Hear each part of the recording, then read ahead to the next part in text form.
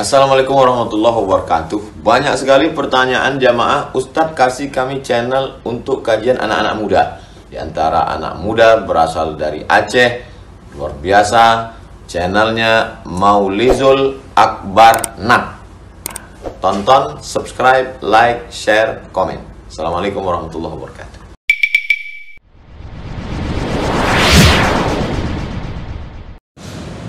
Assalamualaikum warahmatullahi wabarakatuh.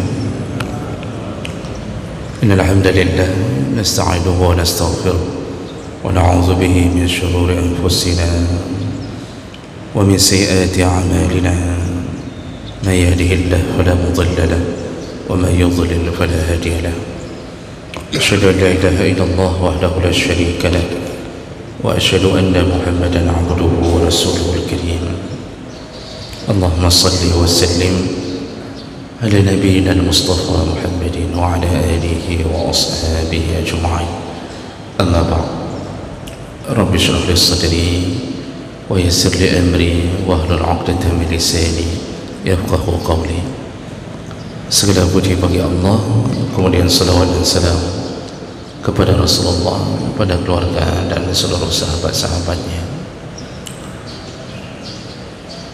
Bapak Ibu jamaah salat subuh yang Allah muliakan,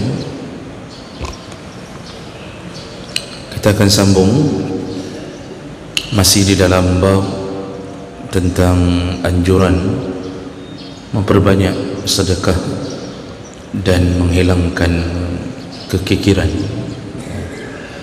Di pertemuan yang lalu kita membahas salah satu hadis yang sahih dari Anas bin Malik, bahwa Rasulullah pernah mengatakan bahwa teman setia kita atau kekasih kita itu ada 3 jenis, ada 3 model kekasih yang kita miliki. Yaitu yang pertama, dia hanya akan bersama kita sampai ke pintu kuburan, dan setelah itu kita ditinggalkan, dan mereka adalah keluarga kita. Jadi mereka mengantarkan kita hanya sampai ke pintu kuburan. Setelah itu mereka kembali ke rumah dan menjalani kembali hidup sepeninggal kita. Kemudian yang kedua, kata Rasulullah, kekasih kita yang kedua adalah yaitu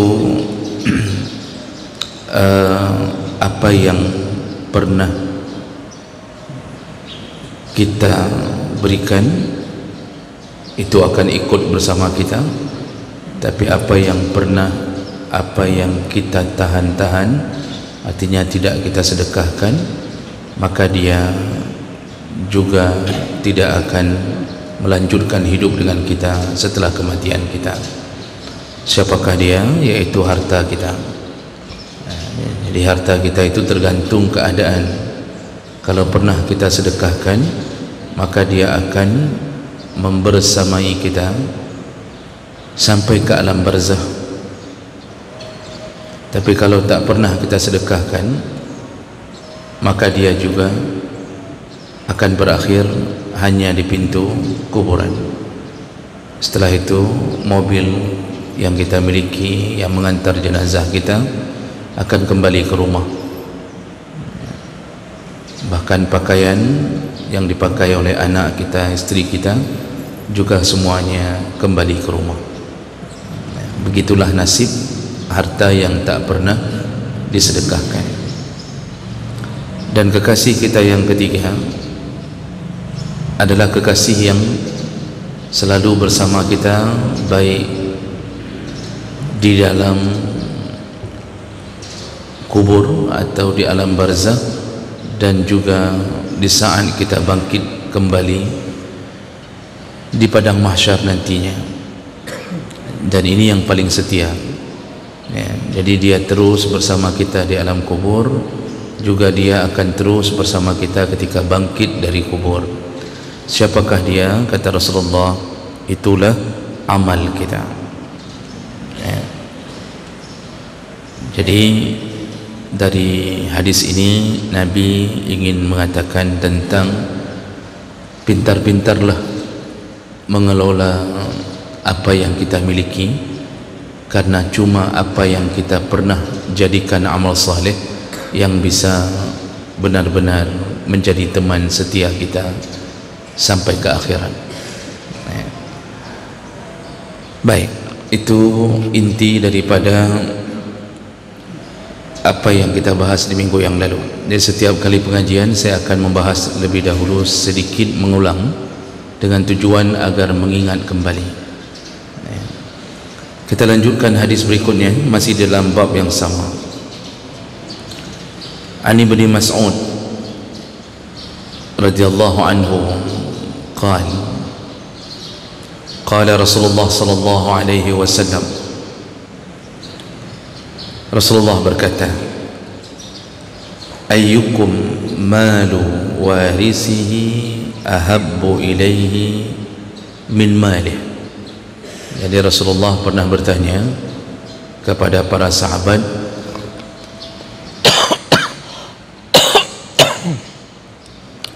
siapa di antara kalian yang lebih mencintai harta ahli warisnya dibandingkan dengan hartanya sendiri? Nah, ini pertanyaan Nabi kepada para sahabat. Jadi salah satu metode Nabi menyampaikan dakwahnya, salah satu cara Nabi ingin memberikan sesuatu yang penting untuk diingat, itu biasanya melalui pertanyaan. Dan ini juga diambil dari bagaimana Allah mendakwahkan dalam Al-Quran. Kadang-kadang Allah memulai dengan pertanyaan. Jadi contohnya ketika Allah mengatakan amma yatasaalun, apa yang sedang mereka perbincangkan. Jadi membuat orang penasaran. Makanya metode ini digunakan oleh Nabi, tanya dulu dengan tujuan nanti diberitahukan. Ini yang cara ini akan memancing fokus daripada orang-orang yang ditanya. Nah, kali ini Nabi bertanya,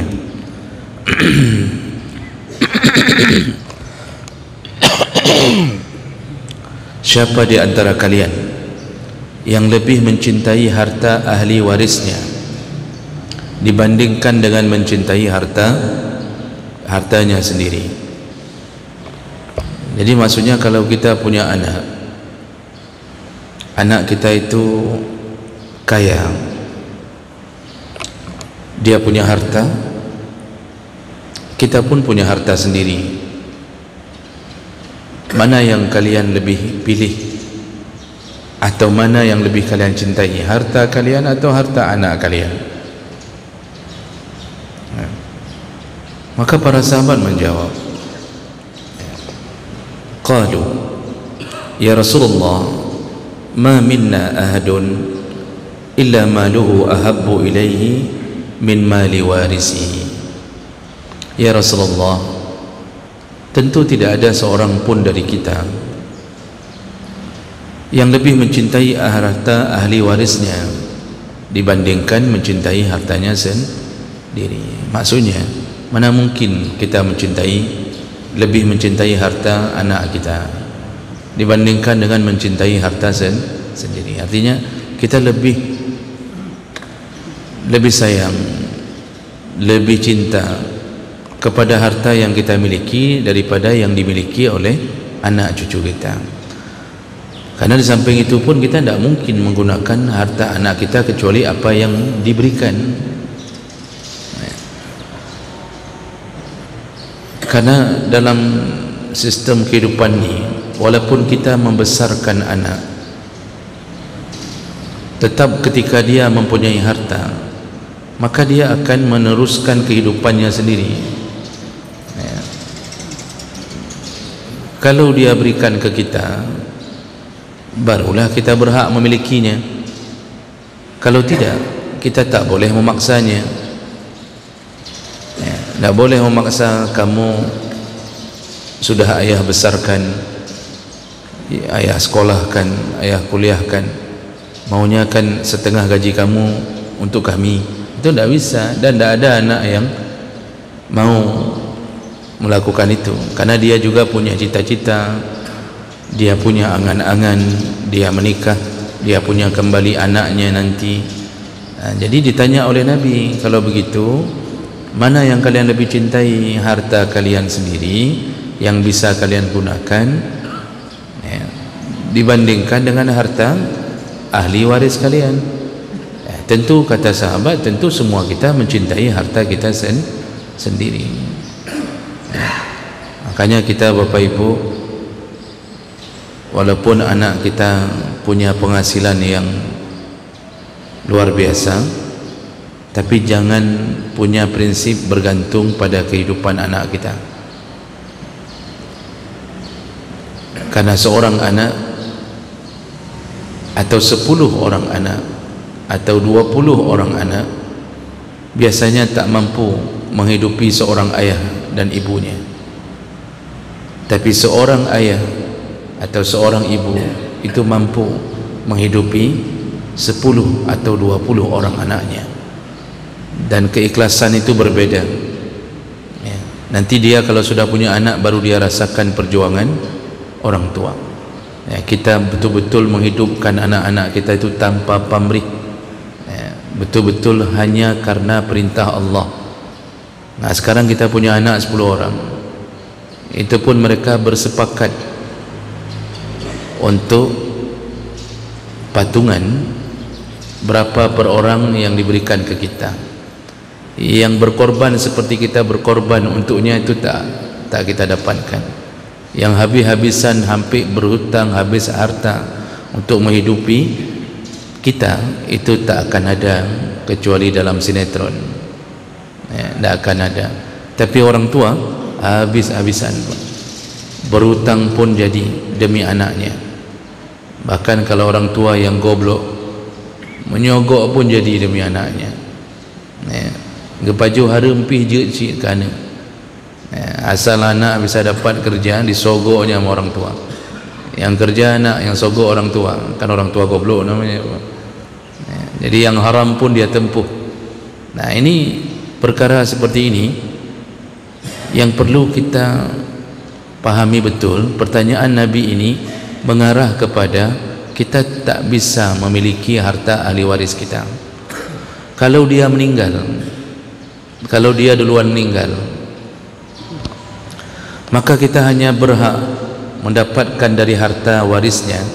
Kalau kita seorang ayah, kalau tak punya cucu, dia tak punya anak, kita berhak dapat 1/6. Tapi kalau dia punya cucu, kita hanya berhak, mohon maaf, kalau tak punya cucu 1/3. Kalau dia punya anak atau cucu kita, kita hanya dapat 1/6. Selebih itu tak bisa kita beri, ambil lebih daripada harta warisnya. Begitulah keadaan harta anak-anak kita terhadap kita. Namun bagi anak-anak itu perlu diberi pemahaman bahwa mereka pun sebenarnya diminta oleh Allah untuk memperhatikan orang tuanya, walaupun tak mampu seperti orang tuanya memperhatikannya. Terutama ketika orang tuanya sudah jatuh miskin, ya, yang dulu berjuang untuknya, ketika sudah jatuh miskin, sudah tua, ya, maka anaknya kalau dia saleh, tetap dia akan menyisihkan sebahagian kecil hartanya untuk menghidupi orang tuanya. Kalau orang tua mengambil sesuatu dari rumah anaknya, kalau jumlahnya tidak memudaratkan anak, maka si anak diminta untuk menyerahkan kalau tidak memudaratkan anak. Karena ada orang tua yang dulu pernah dilaporkan ke Rasulullah oleh anaknya dalam salah satu hadis. Anak ini melapor ke Rasulullah mengatakan, ya Rasulullah, ayahku ini mengambil hasil kebunku ya, tanpa izin dariku, maka tegakkanlah hukum ya Rasulullah. Nah, jadi anaknya itu tidak rela ayahnya mengambil dari hasil kebunnya, itu pun diambil cuma sedikit. Nah, lalu kemudian orang tua ini sebelum Rasulullah menjawab, beliau mengatakan, sebentar ya Rasulullah, ini anakku ini waktu dia kecil yang membesarkan aku, kemudian seluruh hartaku kuhabiskan untuknya. Hari ini ketika aku mengambil sedikit dari hartanya, dia melaporkanku kepadamu ya Rasulullah. Padahal dulu ketika dia mengambil hartaku, aku tak pernah marah, aku tak pernah melaporkannya kepadamu. Nah, jadi setelah mendengarkan pengaduan juga dari orang tuanya ini, langsung Rasulullah mengatakan kepada anak ini, anta wa maluka liwalidika, engkau dan hartamu adalah milik orang tuamu. Jadi maksudnya engkau ada karena ada orang tuamu. Nah, jadi jasadmu ini ada itu karena ada orang tuamu, dan hartamu engkau mampu mendapatkannya juga tak lepas daripada perjuangan orang tuamu. Nah, jadi Rasulullah kemudian bukan menegur orang tua ini, malah menegur anak ini, mengatakan tak layak seorang anak melaporkan ayahnya hanya gara-gara mengambil sedikit hartanya. Nah, ini yang perlu dibuat paham anak-anak. Kalau mereka sudah berhasil secara ekonomi, itu jangan sampai hidup itu perlu disindir dulu sama orang tua baru dia berikan. Jadi salah satu cara berbakti itu ya tidak usah nih tanya-tanya sama orang tua tiap-tiap bulan. Kalau ada gaji, tergantung berapa gaji. Kalau gaji kita 10 juta, apa salahnya kita kirimkan ke ayah, ke ibu kita 1,5 juta, 2 juta. Oh, kalau kita sudah menikah, utamakan dulu anak, istri, lalu kemudian kirimkan secara rutin. Jadi baik gegerham milih baru dah kirim ya, jangan digerham dulu sama orang tua kita ya, ditelepon, nak ikah mentang na ayah nama ke pahana ka pikir kah kiban kamu udip. Jadi jangan sampai begitu. Jangan sampai ayah mengatakan, kamu merasa enggak bahwa dulu yang menghidupkan kamu itu kami. Jangan disindir, jangan sampai hidup itu tidak diridai oleh orang tua. Karena salah satu bentuk kedurhakaan adalah mendiamkan orang tua yang di dalam hatinya merasa perih ketika anaknya tidak peduli kepadanya. Walaupun tidak ada orang tua yang kadang-kadang meminta-minta pada anak, tidak ada. Bahkan sering sekali sudah miskin pun anak bertanya, ayah ada wang, mama ada wang, mereka selalu menjawab, ya adalah, cukuplah untuk kami nak. Padahal tidak cukup.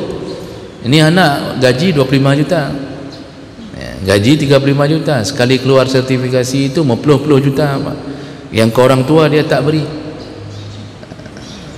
Pergi kemana saja, dia kerja di Medan, pulang ke rumahnya membika ambon saboh hanai po, 1 bika ambon pun dia tak berikan. Malah telepon lagi, mak adik pulang ya, tolong dibuatkan rendang, dibuatkan kuah pelia, peng hanai jo, kan kurang aja pak.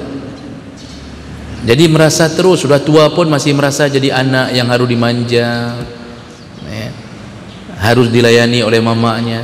Seorang ibu takkan putus cinta kepada anak, tapi anak begitu mudah memutuskan cintanya dengan tidak pernah memperhatikan orang tuanya. Nah, ini makanya di sini Nabi ingin mengatakan apa? Mana yang lebih engkau cintai, hartamu sendiri atau harta ahli warismu? Semua sahabat menjawab, tentu harta kita sendiri ya Rasulullah ya. bukan harta ahli waris kita, karena belum tentu sampai kepada kita walaupun kita yang membesarkannya. Nah, ini betul-betul harus dipahami oleh seorang anak, karena orang tua itu tidak perlu banyak, Pak. Mereka itu begitu datang amplop dari anaknya tiap-tiap bulan, dia buka 200 ribu, dimaklumi, dan mereka bahagia. Alhamdulillah diingatnya kita, mereka bahagia. Nak perlu mesti banyak, tidak, tergantung ekonomi kita.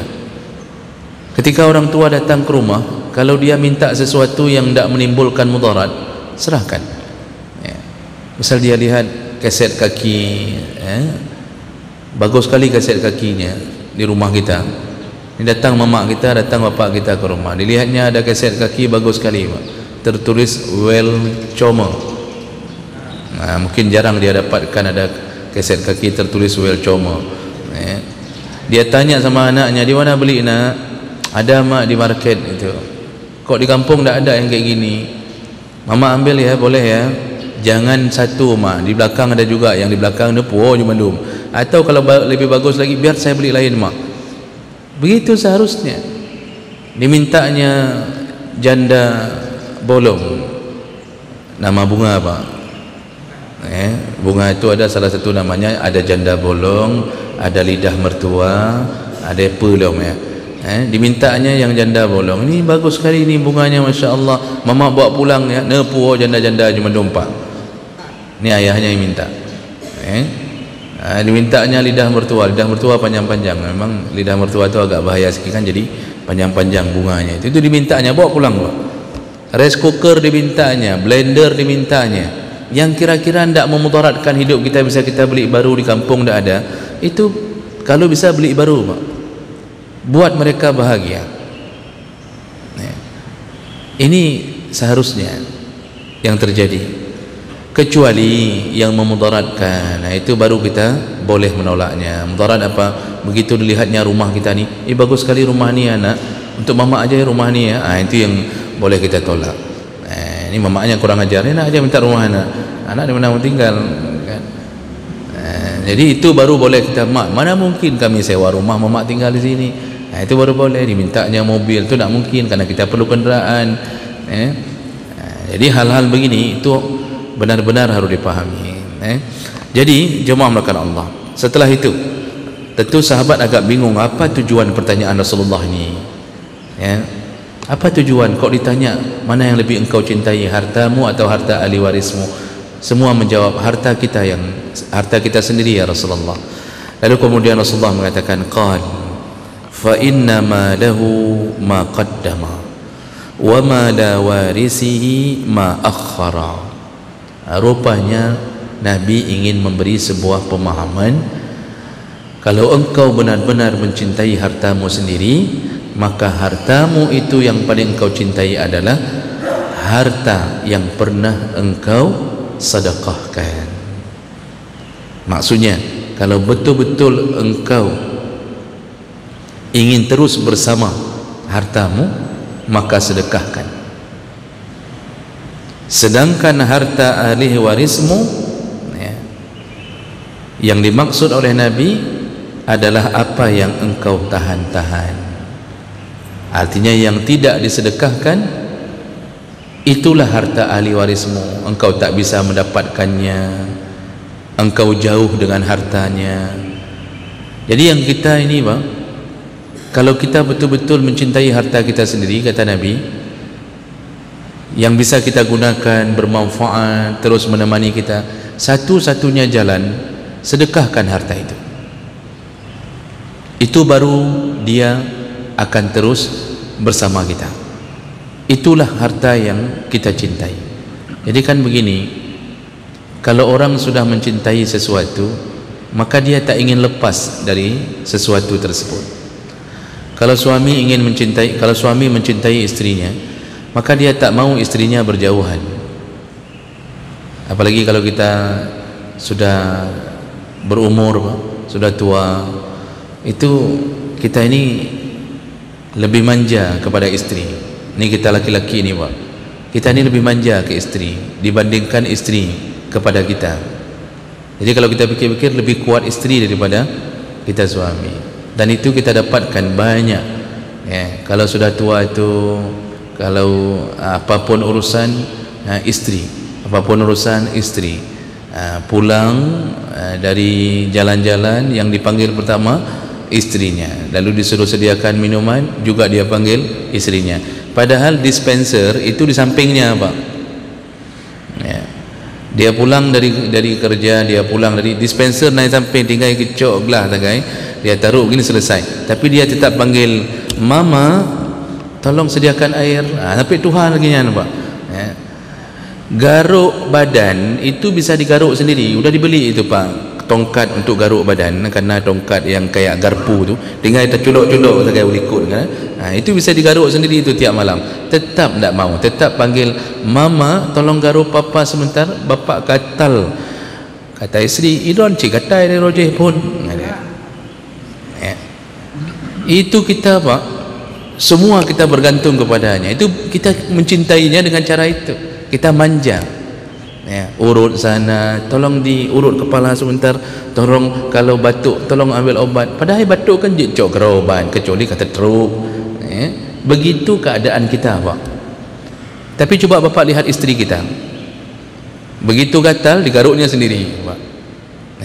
Kalau gatal dia ambil terus centong untuk masak dalam dapurnya, garuk, tiga culuk kuah, garuk, culuk kuah, garuk. Dia tidak ada. Apakah Bapak sering dengar malam dia mengatakan, Papa tolong garuk mama sebentar? Itu tak jarang sekali Pak kita dapatkan.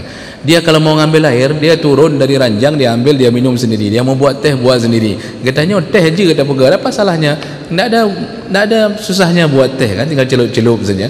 Tapi kita tetap bergantung. Ini keterikatan hati, rasa-rasanya pingin terus bersama. Di rumah sakit kalau tidak ada istri, itu rasa-rasanya dunia itu sudah kiamat sebelum waktunya. Makanya oleh karena itu, cintailah produk-produk Indonesia, yang bahasa Habibie Pak. Cintailah istri, jangan waktu sehat terus-terusan memarahi istri, menyimpan semua sakit hati istri di dalam dadanya. Nanti waktu kita sakit dibenci Pak. Dia datang ke rumah sakit, tapi dia selalu mendoakan, ya Allah nampu mati ke dia kamu, nampu mati ke dia Allah, ubagah baju ya Allah. Jangan sampai. Makanya ketika sehat senangkan istri, ketika kita sakit kita disenangkan oleh istri. Itu konsep hidup dengan orang yang kita cintai. Ya. Kalau kita terus ingin bersamanya, ketika kita punya rezeki, jangan pelit kepada istri. Kalau kita punya rezeki selama masih sehat, jangan pelit ke istri Pak. Karena dialah orang yang paling berharga dalam hidup kita. Yang menjaga anak-anak kita, dia. Yang seharusnya kita yang jaga, karena kita pemimpin dalam rumah tangga itu. Yang namanya pemimpin, dia harus lindungi, jaga, mengawasi. Tapi istri mewakili kita, tidak apa-apa bang, abang pergi aja, anak-anak biar bersama saya. Dia yang jaga. Makanya malam Sabtu, malam Minggu itu bawa istri jalan-jalan, makan siomay, bakso goreng. Pokoknya selama juga 10 tahun tidak pernah lebih yang 5.000 dia jual, dia beli Pak. Itu juga ditandai istri Pak. Ditanda yang dari istri kan. Jadi hidup itu begitu. Kalau kita mencintai seseorang, kita tak ingin lekang darinya.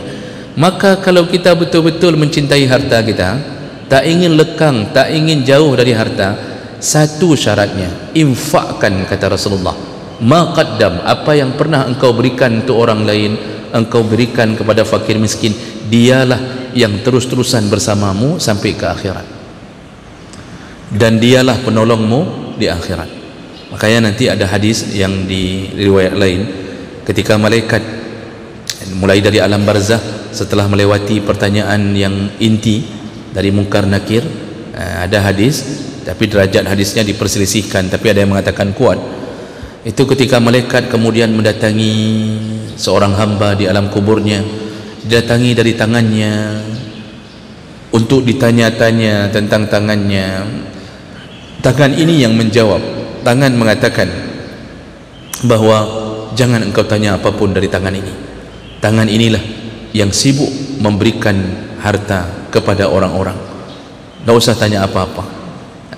Begitu tanya jawab antara anggota badan dengan malaikat. Dan salah satu yang menjadi andalan adalah sedekah. Jadi jangan sampai kebah peng ratusan juta. Itu apa bapak simpan uang banyak-banyak? Ya, untuk anak-anak lah. Kalau saya meninggal, anak-anak kita itu sudah ditetapkan rezeki oleh Allah. Tak perlu disimpan terlalu banyak, insya Allah selamat. Kayak kita dulu juga Pak, tidak ditinggalkan tapi selamat semua. Kita ni kan dulu, masya Allah Pak, kerja kita di sawah, kadang-kadang uang anak empat. Alhamdulillah hari ini Pak sudah santai, naik mobil, kemudian aman, hidup aman, semua dipelihara Allah. Asal kita betul-betul taat, itu diberkahi harta kita. Anak kita pun begitu melanjutkan hidup Pak. Jadi tidak usah terlalu mikir sampai ratusan juta simpan. Perbanyaklah sedekah di masa hidup. Ketika meninggal, maka Allah akan mengambil semua apa yang kita sedekahkan, dijadikanlah pembela kita di hari kiamat. Nah, jadi itu kalau kita betul-betul mencintai harta. Sedangkan harta ahli waris yang dimaksud oleh Nabi adalah kita tidak bisa memilikinya. Kita tahu anak kita kaya, tapi kita tidak berani dan tidak enak kita minta-minta sama anak, tidak enak. Itulah harta yang tak kita sedekahkan. Dia tidak bisa datang, tidak bisa membela kita, tidak mencintai kita, ya. Begitulah keadaan apabila harta disimpan tanpa disedekahkan. Nah, jadi jemaah mulakan Allah Subhanahu wa taala, ini nasihat Nabi untuk kita agar kita, ya, mempersiapkan diri kita sebelum kematian terhadap orang, terhadap harta yang kita cintai.